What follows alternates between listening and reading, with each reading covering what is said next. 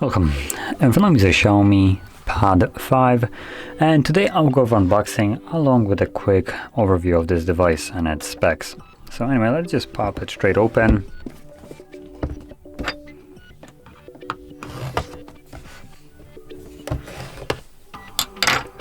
There we go.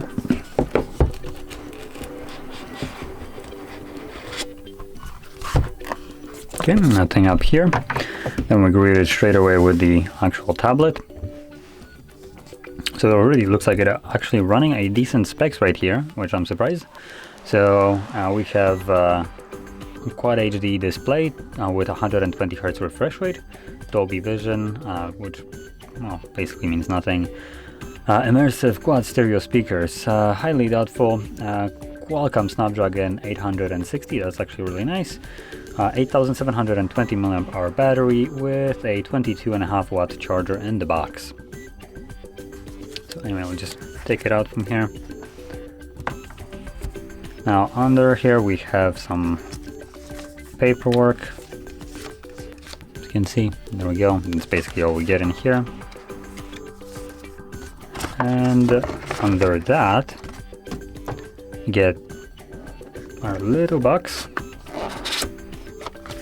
with the charger. Yep, there we go. So there's our 22 watt charger and the cable. Doesn't really say anywhere 22, but whatever. So there's our cable, type C to type A, and that's basically it.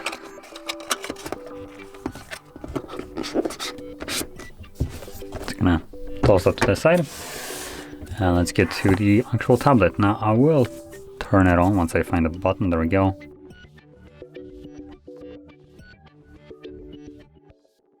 That's a really nice back. I do like that.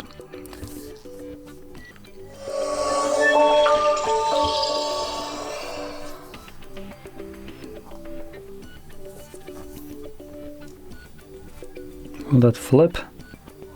Apparently not, so I'm just gonna zoom out a little bit. Yep, there we go. So let's just go through the setup. Oh, it's already selected English, so that's great. So while I'm going through the setup, I'll quickly go over the specs of the display right here. So this is a 11-inch display with an exact resolution of 1600 by 2560.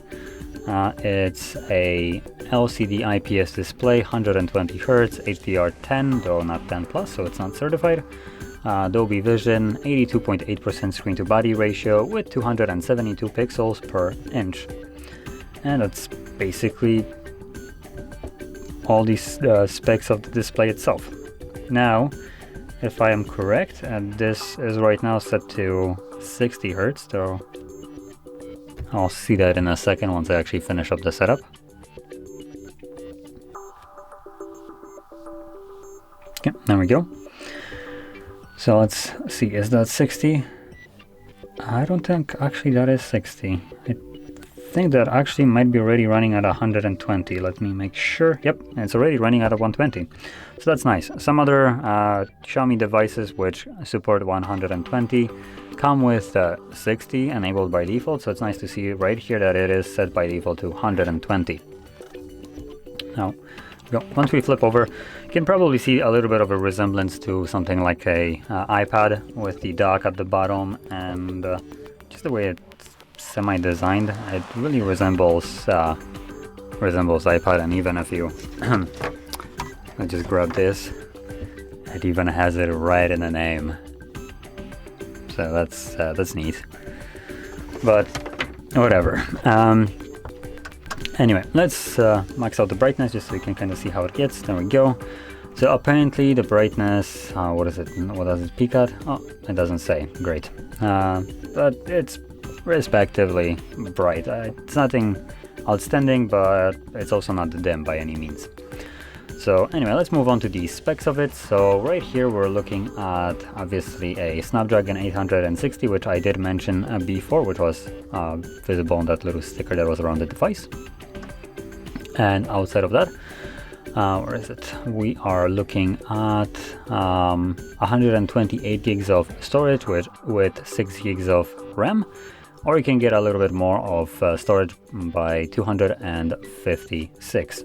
So just a storage upgrade. And both of them have a UFS 3.1 storage, so it's going to be fairly quick, really nice and snappy.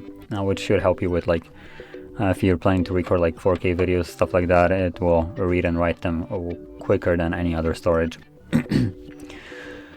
And in terms of cameras, well, I'm talking about recording. If we flip it over, as you can see, we have only a single camera right here. It might look like it's a double camera, but it's a single. The other one is just a circle with a 13 megapixel in it. So it just tells you what the megapixels of the sensor is, which is, well, obviously 13. But even with that, you can apparently record with 4K 30 frames. I wouldn't expect that this is going to be anything outstanding. And even when you drop to 1080p, you can still record at only 30 frames. So that's a little bit of a shame. And with the front-facing camera right here, this tiny little dot, we can record at, again, 1080p 30 frames. And that is an 8 megapixel sensor. Okay, so let's move on. Last things last, I guess, as the battery, like I mentioned, it's rocking a 8720 mAh battery with a 33 watt charging, though I believe we have 22 watts, 22.5 charger. And that's about all the worth mentioning specs right here. The device seems to work really snappy. It is rocking 120 Hz refresh rate. The display looks really nice.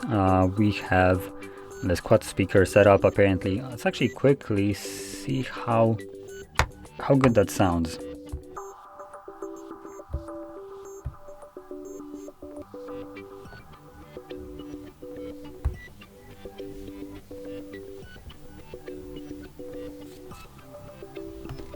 Gonna quickly connect.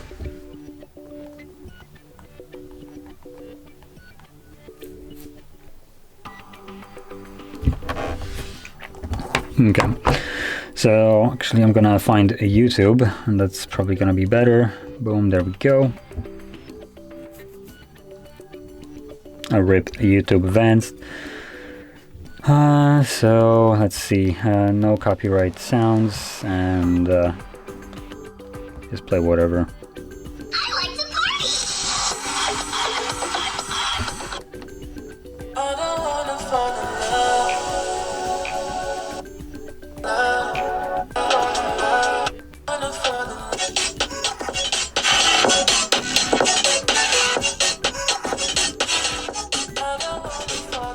Okay, let's be honest, it's not blowing me away with these this apparently quad speaker setup.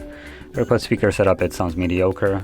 There are phones with way smaller size footprint and not a quad speaker setup that sounds significantly better than this, but it still sounds a little bit better than what you would expect. It's nothing along the lines of like iPads or some other devices, so don't expect any kind of amazing sound out of this.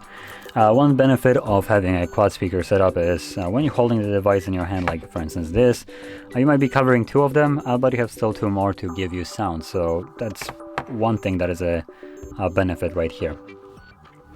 Now, that being said, last thing that is left right here is the price tag, and to be fair, this device actually comes really nicely priced at 350 euros, so it's not like super overpriced. It's actually closer to like a mid-range, high budget range, or mid-range I would consider.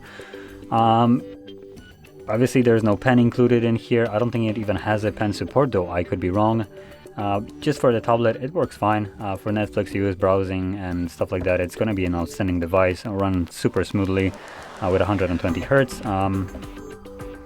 You could probably also use this for like gaming, light gaming, mobile gaming, meaning for instance Genshin Impact or something like that. I think it should run this relatively well. And obviously for things like GeForce Now, it will obviously work super great. So yeah, that's basically the really good applications for this. In terms of creation, considering it doesn't come with a pen, that's a little bit of a shame, a bummer, and might exclude this device for obviously this reason, that it has no pen. So anyway, at the end of the day, price of this at 350 euros, a great price for a fairly decent or really decent device. So yeah, that being said, if you found this video helpful, don't forget to hit like, subscribe, and thanks for watching.